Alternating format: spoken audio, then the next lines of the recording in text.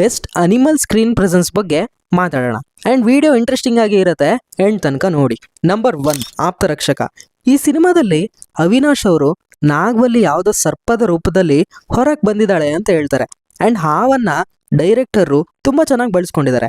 ಅಂದ್ರೆ ಈಗ ಸಿನಿಮಾದ ಸ್ಟಾರ್ಟ್ ಅಲ್ಲಿ ಹಾವು ಮನೆ ಮೇಲೆ ಹೋಗೋದನ್ನ ತೋರಿಸಿದ್ದಾರೆ. ಸೊ ಅಲ್ಲಿಗೆ ಸಮಸ್ಯೆ ಇದೆ ಅಂತ ಅರ್ಥ ಆಯ್ತು. ಆಮೇಲೆ ಅವಿನಾಶ್ ಅವರ ಕ್ಯಾರೆಕ್ಟರ್ ಬೇರೆ ಈ ತರ ಹೇಳ್ತಾರೆ, ನಾಗವಲ್ಲಿ ಯಾವುದೋ ಸರ್ಪದ ರೂಪದಲ್ಲಿ ಹೊರಗಡೆ ಹೋಗಿದ್ದಾಳೆ ಅಂತ ಅನ್ನಿಸ್ತು. ನಂತರ ಸಿನಿಮಾದ ಕ್ಲೈಮ್ಯಾಕ್ಸ್ ಅಲ್ಲಿ ಹಾವು ಅದು ಹೊರಗಡೆ ಬಂದಿರೋ ಕೆಲಸ ಆಯ್ತು, ಇನ್ನೇನಿಲ್ಲ ಅಂತ ಹೇಳಿ ಕಾಣೆ ಆಗುತ್ತೆ. ನಾಗವಲ್ಲಿನ ಹಾವಿಗೆ ಹೋಲಿಸಿ ಡೈರೆಕ್ಟರ್ ಕೆಲವೊಂದು ವಿಷಯನ ಸೆಟಲ್ ಆಗಿ ಹೇಳಿದ್ದಾರೆ.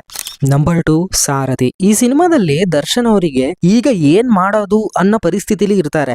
ಆಗ with proper back ground music ಕುದುರೆ ಬಂದಾಗ ಒಂದೊಳ್ಳೆ ಎಕ್ಸ್ಪೀರಿಯನ್ಸ್ ಕ್ರಿಯೇಟ್ ಆಗುತ್ತೆ. ಮತ್ತೆ ಅದೊಂದೇ ಸೀನ್ ಅಂತ ಅಲ್ಲ, ಸಿನಿಮಾ ಸ್ಟಾರ್ಟ್ ಇಂದನೂ ಕುದುರೆಗೆ ತುಂಬಾ ಇಂಪಾರ್ಟೆನ್ಸ್ ಇದೆ.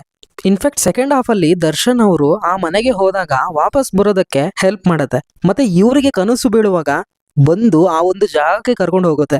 ಹೀಗೆ ಸಿನಿಮಾದಲ್ಲಿ ಅದು ಕೂಡ ಕತೆ ಮುಂದೆ ಹೋಗೋದಕ್ಕೆ ಅಥವಾ ಒಂದು ಕ್ಯಾರೆಕ್ಟರ್ ಆಗಿ ಸಿನಿಮಾಗೆ ಹೆಲ್ಪ್ ಮಾಡಿದೆ. ಕ್ಲೈಮ್ಯಾಕ್ಸ್ ಅಲ್ಲಿ ವಿಲನ್ ಮತ್ತೆ ಹೊಡೆಯೋಕೆ ಹೋದಾಗ ಸೇವ್ ಕೂಡ ಮಾಡುತ್ತೆ. ಒಟ್ನಲ್ಲಿ ಸಿನಿಮಾ ನೋಡಿದವ್ರಿಗೆ ತಲೆಯಲ್ಲಿ ಉಳ್ಕೊಳ್ಳುತ್ತೆ. ಹಾಗಾಗಿ ಇದೊಂದು ಬೆಸ್ಟ್ ಅನಿಮಲ್ ಸ್ಕ್ರೀನ್ ಪ್ರೆಸೆನ್ಸ್ ಅಂತ ಹೇಳ್ಬೋದು.